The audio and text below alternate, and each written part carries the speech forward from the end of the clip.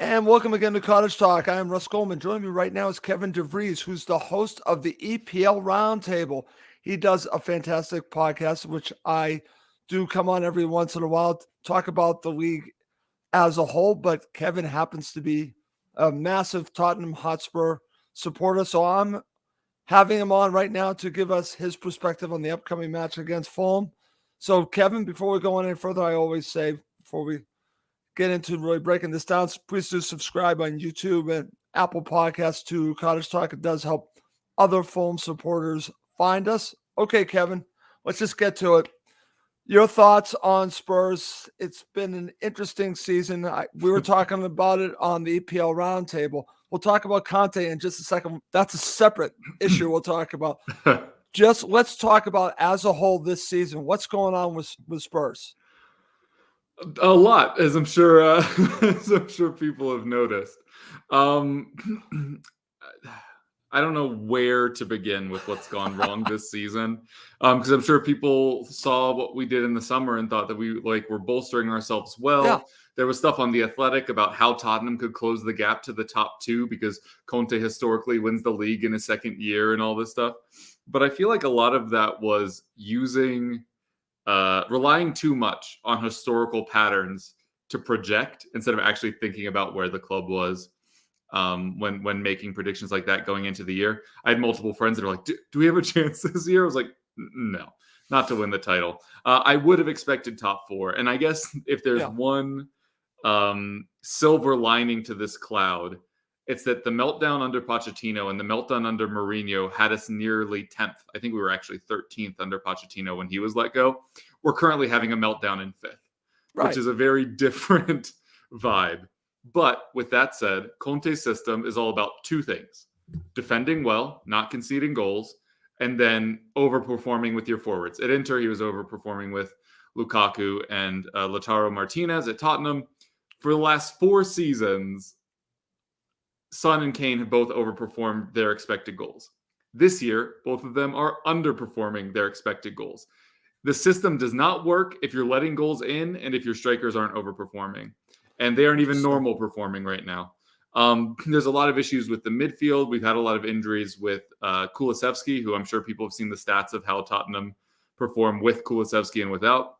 So his in and out with injury stuff has obviously been damaging. We lost Bentancur for the majority of January after the World Cup, which is impactful. But it's increasingly seeming like the formation that we're currently playing, which is a 3-4-3 with just 2 central midfielders, is not working anymore. It's too easy for teams with lackluster midfielders to control the midfield because they have that extra body. And then let alone when you play teams that have good midfielders that are then capable of just really eviscerating the midfield. So if you can't connect the defense to the attack in any meaningful way, and if the few chances the strikers are getting, they aren't scoring, and if the few chances we're allowing are going in, big recipe for failure there. And that's what the Conte system is built upon. And we're going to touch on some other aspects here, but the Conte system is built on not conceding and scoring with the chances you get, and Tottenham aren't doing either this season. Okay, very interesting, because when we really break down the match in just a few minutes here, Fulham are, again, their engine room, that midfield 3 is very important to what they do.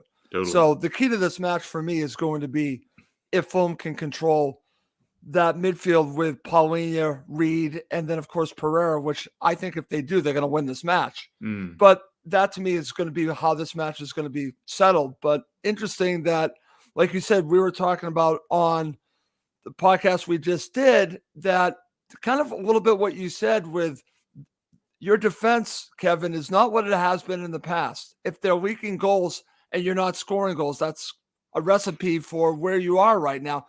I'm talking about you are where you are. You're in good shape. If you were Fulham, if you were us, we were like, oh my God, what are you complaining about? But I understand, coming from a supporter of Tottenham Hotspur, you're thinking, well, this is just, there's something really wrong here. But let me ask you this, because we were talking about that it really starts with your defense. Is that where it begins? Or is it the fact that Son and Kane are just not where they were, or is it just both? I mean, honestly, it's probably just both. But if you want a more interesting take on it, I think there are Yep. two statistics that are really telling. Okay. One is that we have, in 10 plus matches, we've conceded twice or more. Which, if you're conceding one, you're getting draws. If you're conceding two, you're getting losses, which is how you have Tottenham already with 7 on the year, which only Fulham in that top 8 have done. Right. So I think that's a very damning thing. So if we were able to hold teams to 1 goal, I think we'd be much better off. So I guess I'd go defensively. The other thing is that no player has more individual errors leading to goal in the league than Hugo Lloris, and no team has more individual errors leading to goal than Tottenham Hotspur. So the defense and Hugo are both in a really bad way right now, and we'll get to that when we do a predicted 11, because I'm not so sure our club captain and World Cup winner Hugo Lloris is even going to play. Fascinating. But yeah, the defense is crazy. 4 managers now have had to heavily rely on Eric Dyer, and he's let down all of them. I think he has a great footballing mind that is not reflected in his ability on the pitch. So managers keep feeling like they can trust in him, they can rely on him. I think one of the reasons why we are where we are is because nobody has managed to actually displace Eric Dyer. Davinson Sanchez was supposed to be that person like 5 years ago, never turned into that player. You brought in Christian Romero, who had been playing the central role for Atalanta, but because our right-sided center backs are Japhet Tanganga, who's always hurt, and Davinson Sanchez, who literally is incapable of glancing over his shoulder. Romero's been playing right side center back with Dyer through the middle. I don't have an issue with our left-sided center backs. I think Clement Longley and Ben Davis is a good enough left center back duo to get you to a top 4 spot. But I think that central center back role or right center back role, you could fix either of them. Romero move centrally, have a better right center back, or keep Romero at right center back and bring in a better distributing central center back. Because it's easy to talk about the defensive issues of the defense, but the other issue is Conte really relies on them to be able to connect to the midfield. And outside of Romero, who's very good at driving up the pitch, the other options aren't really doing it. Longley should have the ability, but doesn't do it all the time. Dyer is a little errant. He just hits the ball really hard, which makes it really easy for a midfielder to not be able to control the touch. And if you have 2 midfielders and the other team has 3 midfielders, easier for them to get onto it. The wingbacks don't connect into play nearly as much as they need to. They're all decent ball carriers, but none of them do anything with it. So if you're overweighted in the midfield and you can't create centrally, and your center backs can't connect to the midfield or with balls over the top, and your wing backs are the only available passes to your center backs and they can't connect to the attack either, you can kind of see how easily disjointed our attack can become if things aren't going right. Wow, that's a mouthful that you just went through. And what's interesting about this, and I have to ask you about Sessegnon in a bit. I just have to by rule. By rule, I have to talk to you about that. Yeah. But as we talk about Conte and his system, we can also talk about what's going on there, all the speculation that he might not be back. We're seeing that. I actually was told about that even today, that there's more speculation about it, but who knows? But regardless, what we were talking about on the preview episode is the reliance on the wingbacks. But I think this goes to what you were just saying, Kevin.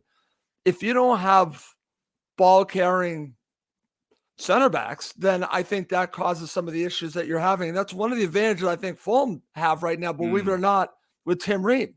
Tim Ream can read the game, and Tim Ream can actually get the play going to our midfield and also out on the wing if he needs to, along with Diop. They've been doing that. So that, to me, it's interesting that you don't have that. And then, of course, the situation with your wingbacks. I mean, like I said, we can go on and on, but just share your thoughts on what is going on with the situation with Conte, and how do you see this playing itself out? Yeah. So first of all, I'm sure people have seen there's basically an Italian media brawl between what Fabrizio Romano heard someone say and what Gianluca Di Marzio probably actually heard someone say. Not to editorialize too much. Right. Romano said that it's his opinion that Conte won't be there by the end of the year, and there were some mistranslations saying that he was definitely done. While I don't think that has been decided from a club or a personal level from Conte's side, I don't think that means it isn't the most likely outcome, because it probably is. Tottenham have the ability to extend the contract by one more year. But with the way we're currently playing, the way we're trending, Conte's continued demands for high-profile players, but Tottenham not sure if he's going to be here long-term. My guess, and hey, I'll say my guess so that it's very clear, is that we won't buy Conte the players that he wants, senior, established players with little resale value, unless he signs a long-term contract. And Conte won't sign a long-term contract until we show that we'll buy him players that are ready to win now. And so it's just going to be a loop of hell basically through the end of the year. Everybody that looks at the table can see that the gap between the top four and everyone else is opening up. Right. So without significant action, specifically at right wing back, Pedro Porro, obviously the most linked. There are a couple other options I'd probably prefer a little bit more, but even if it's just Pedro Porro, his ability to create and attack and cross and all that stuff, the dynamism he'd display at right wing back is better than anything we currently have. If we get Pedro Porro, we probably make top four, and if we get an attacking midfielder, I'd bet money on it. But there's no sign that either of those things are going to happen. And every morning I wake up not knowing if the news story is going to be Conte left, Conte was fired, we signed a player. Who knows? Every morning you just got to check the official channels to see what's been happening. But my guess is we probably finish somewhere between 5th and 7th, and Conte walks without us really meaningfully trying to retain him. And then obviously the obvious answer is Pochettino. And then the less obvious, but makes way more sense if you're looking at the trend line being Mourinho Conte, would be Thomas Tuchel. But I don't know how well that would be received by fans. But ex-Chelsea that's won trophies seems to be all it takes to get hired by the club at the moment.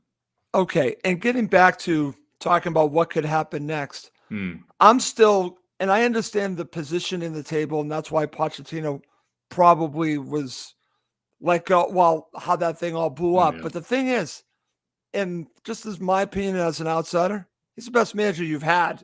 And I don't understand. I would do whatever I could to bring him back if you're going to move on from Conte.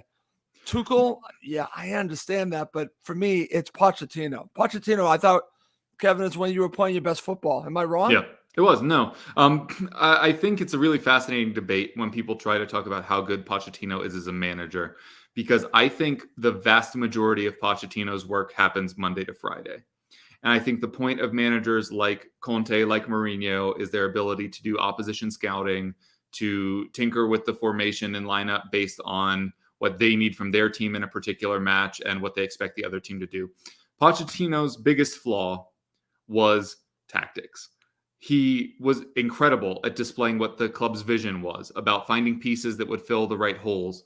At the time, we had a director of football that was very good at that in Paul Mitchell, which is how we got like Dele Alli for as cheap as we did from MK Dons and all that stuff. So I think that was the shift, is Pochettino made it to enough semifinals and finals that we realized if the other team knows exactly what you're going to do and they know exactly who the 11 is going to be, elite managers know how to counteract that. So we always finished well in the league. We always played well because we had a lot of consistency in the 11 that was picked. The tactics were always exactly the same. The players had a lot of free reign on the pitch, which obviously they don't really have in a Conte system. But I always find that fascinating when people are like, where does Pochettino rank among elite managers? Because I think it's a difficult one, because I don't think he's there tactically. And I think with the way the game is moving, you need to have an elite tactician, but that hasn't worked for us either. I think the other huge thing about the split between an idea of hiring a Tuchel, sticking with Conte, or moving to Pochettino is it means you're giving up on this window, which there's only 4 players left from, by the way. It's Son, Kane, Dyer, and Lloris. Right. If you move on again, you move to a Pochettino. Last year, if we had moved on to a Graham Potter, that's admitting that this cycle is over. And you're probably better off selling Kane, selling Son, selling Hugo, using that money to reinvest into younger players, which, of course, people don't really trust the club right now to spend money where it needs to be spent. But I think that's at the soul of this debate, is are we still trying to win? Are we trying to see Hugo lift a trophy? Are we trying to see Kane lift a trophy? Or do we need to recognize that with all the chopping and changing, with players being bought for different managers, but mostly only playing for the next one, do we need to just stop the cycle and hit a full refresh? Very interesting stuff, Kevin. And it's one of the great reasons why I wanted to have you on is even just to touch on Pochettino, because it sounds like based on what you're telling me, his tactics are predictable because they stay the same. They do what they do. And again, I don't want to bore anyone talking about Pittsburgh Steelers here in the U.S., but that's kind of what it sounds like to me. The standard is the standard. They do what they do, and this is who they are.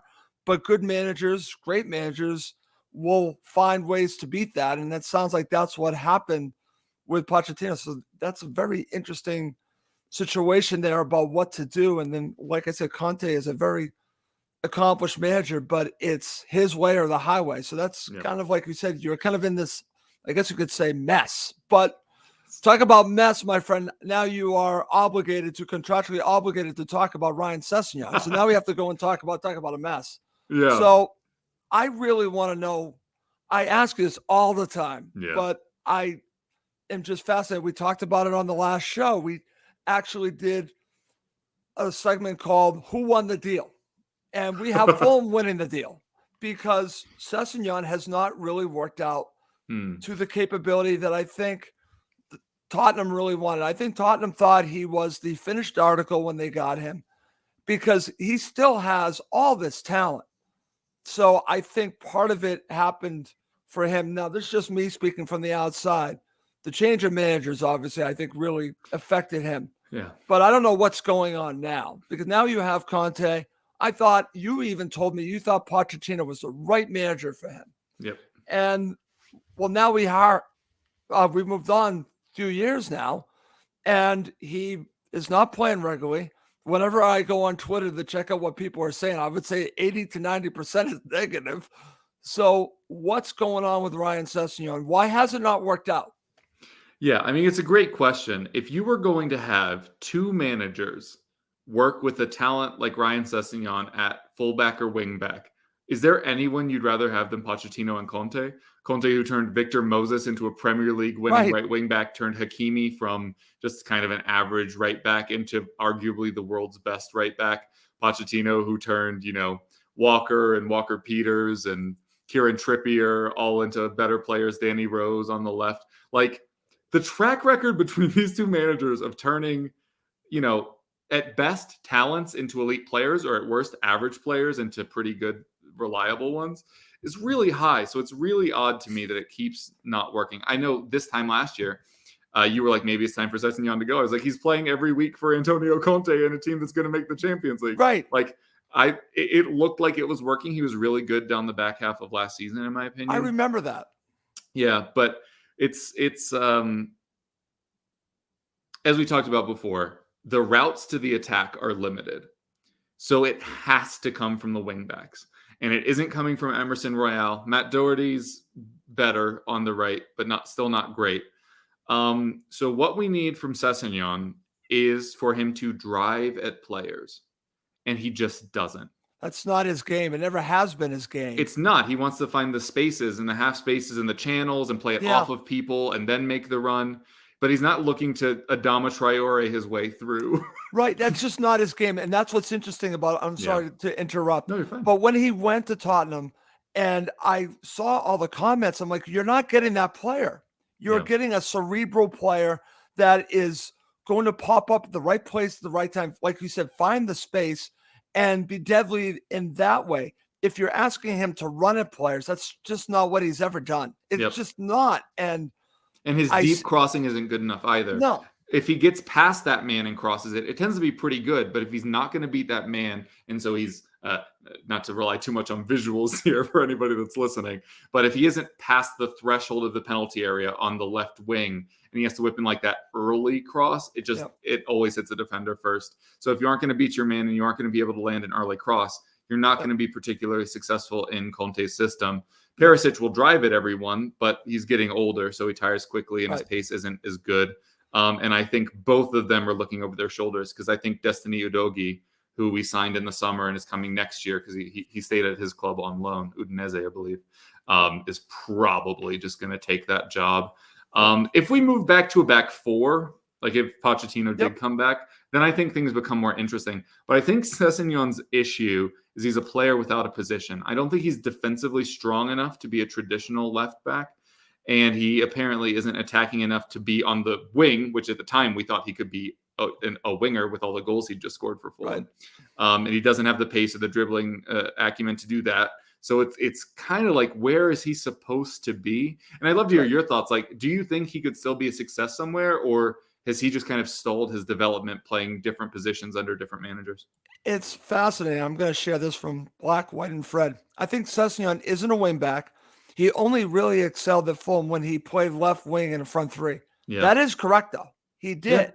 So it really has to be the system to fit the player. And right now, you're not playing the system to fit the player, to fit him. So that might be why it continues to not work for Ryan Sessegnon, and why Spurs fans are upset at him and don't feel that they did not get the player that they thought they were getting. Well, you know what? You thought one thing, we all knew a different thing. So, I mean, we did a reverse Bale. He had already been successful as a winger, him to be Bale, and we turned him into a less successful wingback. Right. But I also think, Kevin, and then we'll move on because we could do a whole show on Ryan Sessegnon. We really could. Is that I think that Spurs supporters thought they were getting the next Bale, and he's not. Yep.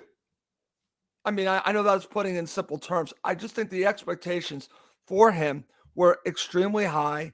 And I just think that the way that Spurs have played just don't play to his strengths. And like you said, he needs to be in a system that plays to his strengths. And right now it just isn't what's going on at Tottenham. So it kind of makes sense what's going on. It's just too bad because I think he still has a bright career. I just don't know if it's at Tottenham.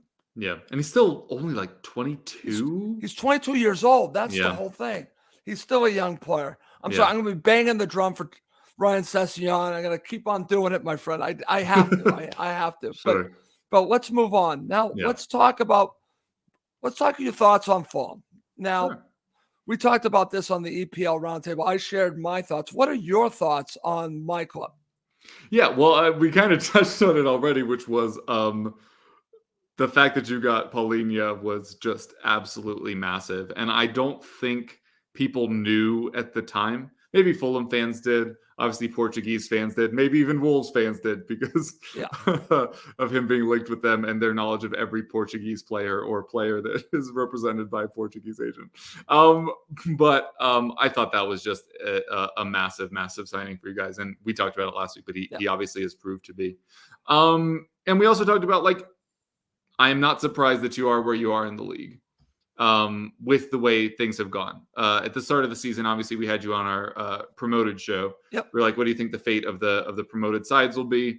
And you were pretty confident that you were going to be able to stay up this time. I think I was kind of middling. I don't think I was very formally no, but I don't think I was particularly strong. But as soon as, like, seeing how you were playing, obviously everybody just assumed Mitrovic was going to be on the bench every week again, like the last time you came up, which was never going to happen. Scott Parker. Yep. We talked about this on the show as well. There are not many teams that got as much better as they did as you did when Willian just decided to train with you and then got a contract. Man. Just found money. You talked about Tim Ream earlier, who is a U.S.-based Premier League fan, did not expect much. Did you see that? Again, we watch the World Cup. We are fans of the U.S. men's national team. I tried telling people, I said, listen, I was the one that said this summer, no, I don't want to see him in the U.S. men's national team. Yep. But then I saw how he was reacting in the Premier League under Silva's coaching. And I'm like, you know what? He can do this. And he did. Yep, totally. But yeah, I've been pretty impressed with the way your attack has operated. I was just looking real quickly. Since the restart of play, you've had the 6th best attack. Yeah. In terms of goals scored. And I feel free to correct me. I don't feel like I've watched many mistakes. And when you're coming up against a Spurs team that has so many in them, that's really troubling. The form you're on is stronger than ours. Your midfield's stronger than ours. Yeah, I mean, listen, if Kane or Son score each or both, we're probably going to win. Right, but like exactly. On balance, not confident heading into this one. I think Fulham have been very good this year and deserve to be where they are. Okay. The one other thing that I would always mention, if you haven't watched Fulham a great deal, and if you're a Tottenham supporter, you're going to find out very quickly that Fulham rely a lot on getting goals from set pieces because they've really become excellent at set pieces. It really has So do been. we. We have the most set piece goals in the league. Are we just going to have all Thank you. free kicks and corners the whole day? Just free kicks and corners for me, man. We're good. We're good because they have all different types of routines. It's been wonderful to watch from a Fulham perspective. I've never seen a Fulham side be this good on set pieces. It's really great. They obviously spend a lot of time. So that's just one thing. All right. So coming up next to end the show, we're going to break it down with getting Kevin's thoughts on the upcoming match. Yeah, like I said, it's gonna be a tough one. I'm not particularly confident. In terms of who's gonna play, I already alluded to a couple of the picks, I think. Yep. I don't think Lloris is gonna play this match. I don't think you can after the errors that he's made recently. So my guess is it's gonna be Fraser Forster. Doherty was only sick last week, but Emerson actually had one of his better matches lately. So it might still be Emerson on the right. Romero, Dyer, Davis, Longley also responsible for a goal last match. But if you keep just chucking and changing the players that are making mistakes, they aren't giving the opportunity to get their confidence back, which I think is another part of the issues happening at the club right now. But I go Romero, Dyer, Davis. Okay. I think Sess probably starts. Perisic also was... He played very well against Fulham, by the way. Yeah, and Perisic really struggled against City. I think a lot of people thought Perisic was like the piece for the title. Right, that's right. That's what I kept seeing on Twitter. Yeah, it just didn't happen. I think we bought him a year late, to be honest with you. So yeah, I think it's Sessegnon. If Bentancur is fit, it's going to be Højbjerg or Bentancur. That two never changes if they're both healthy. And the front three is probably Kulusevski, Kane, and Son. If Richarlison is fit, I really wouldn't mind seeing Richarlison over Son. He's trying too hard. He's so in his head. For a player that the game comes as naturally to, as it comes to Son, once he gets in his head and tries to force it, it just never works. And also, not to make a very scary comparison, but kind of like Dele Alli, Son doesn't have a lot of elite level strengths. He's a very formed package where his first touch isn't amazing. His pace is very good, but he isn't great at taking on players as much as people think he is. He's just really good at running into space, where Kane is always playing the ball over the top and at full pace. Not many people can keep up with him. He's really two-footed. That's generally a benefit. He can't see with his mask, but recently he's been ditching it. But I think he needs a mental rest to figure out what's going on with him. Also, I think Conte has the players really physically fatigued right now. A lot of people have probably noticed all the second half jokes, and then we came out hot against Manchester City, and we were like, oh, finally, we're playing in a first half. And the more informed of us were like, what does that mean for the second half? I wasn't even celebrating after the second goal because we were pressing at a level that we haven't this season. And it's like, if we have legs for 45 to 60 minutes and you just burnt 45 up front, where's the rest? And I think that's also an area that Fulham can probably take advantage of. But yeah, anyway, that's probably how Spurs will line up. Kane, is it still true that Kane scored in every match he's played against Fulham? That could be true. And I think that's true. And that to me speaks doom for me because I do expect him to score. But the one interesting, I'm glad you already mentioned this. I was going to ask you about Son. I'm like, why is he not the same player? I think you just really explained it, but it's sad to see because I always have enjoyed watching him play. Not that I'm a fan of your side. I do enjoy watching him play. I just like he's his joyful style and fun. Yeah, it's been good. But if he's not playing well, good for me. So that's all. I'll just leave it that.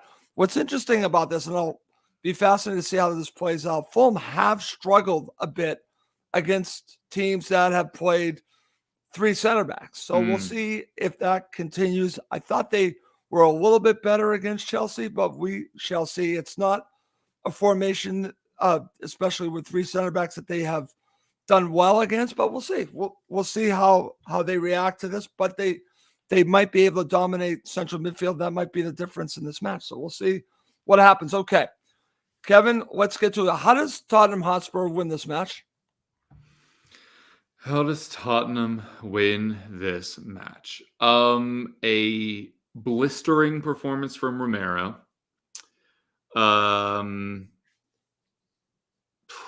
Bentancur has to contain two of your midfielders and still impact the attack, which doesn't feel particularly likely. And Kane needs to score his chances. Okay. That sounds interesting. Okay. That sounds like a lot, but we'll see what happens. It is. It really is. All and then right. there's the other thing where, like I said, Kane scores one from like 30 yards out Right. and Son has a tap in and it's 2-0. And then we'll see. From a Fulham perspective, we can't afford, and we talked about this on the last show, we can't afford to have Son and Kane score goals or we're not going to win. And you already said that. If they're scoring goals, you're going to win the match. So it might be as simple as that we just cannot let Harry Kane score a goal or get close to the penalty box. I'm not going to say anything about that. I'm sorry, did I just say that? I'm sorry. He might feel he needs to go down. Oh, sorry, I did say that. Sorry, I don't mean to offend anyone, but he does. He's have had ankle injuries. He's got to protect. Yeah, of course. So, all right, my friend, let's get to your prediction to end the show. Yeah. Man, this is a tough one. I'll go with both of us being disappointed. I'll go with it being a 1-1. My hope is that it would be a 1-0, but I don't trust our defense right now, and I do trust that you have enough threat in your side and enough creative impulse, especially of late, that you'll be able to at least take advantage of the mistakes that we make. Okay. Now does every guest come on and say a draw just to try? No, they don't. No, absolutely not. A draw is fine. It's funny because on our last show, we all did our predictions, and one of my co-hosts from the That's So Craven podcast, he actually went with 1-1. Yeah, so that's why he won't. And then the other co-host from the That's So Craven podcast, Jack, I believe he went 1-0. I went with 2-1. So I'm going 2-1 because, again, I think we're going to score. Yeah. I think we're going to win. I mean, I think this is Fulham's best chance to beat you, Kevin, in a very long period of time. So We'll see. We'll see how it all plays out. I mean, do you want one extra bonus prediction? Yes, please. If we lose, Conte leaves. Wow. So can Fulham win, please? Can Fulham win? Yeah, totally. They can. And then Conte will threaten to leave again, to which we talked about on our show last week. The answer from Spurs fans is becoming a resounding, all right. If you want to, you can. Oh, my God. Okay. Great to have you on, Kevin. It's always fun. And I love doing your show, too. The EPL Roundtable. People can please do subscribe on Apple Podcasts to the EPL Roundtable. I pop in every once in a while when a Patriots game is not on. I'm usually... I will usually come on then, but Kevin does a great show and has some great co-hosts. And as long as I don't do a show with Jake, I'm good. Just kidding. Just kidding, no, Jake, if you're listening to this. Top 4. Anyways, so Kevin, anything else you want to share about the EPL Roundtable before we go? Yeah, feel free to check it out if you want. EPL Roundtable. We've been around for about a decade now. At EPL Roundtable on Twitter. Shows go up late Sunday night Eastern time, which I assume some of your audience is, and then obviously early morning British time. So yeah, be sure to check that out at EPL Roundtable on Twitter, and you can search EPL Roundtable in any of your podcasting services. Okay, I would highly recommend it. Okay, well, that's going to do it for this episode of Cottage Talk. As always, please do subscribe on YouTube and Apple Podcasts. It does help other Fulham supporters find us. So for my guest here, Kevin DeVries from the EPL Roundtable, I'm Russ Goldman. Thank you as always for watching and listening to Cottage Talk, now part of the TalkSport Fan Network.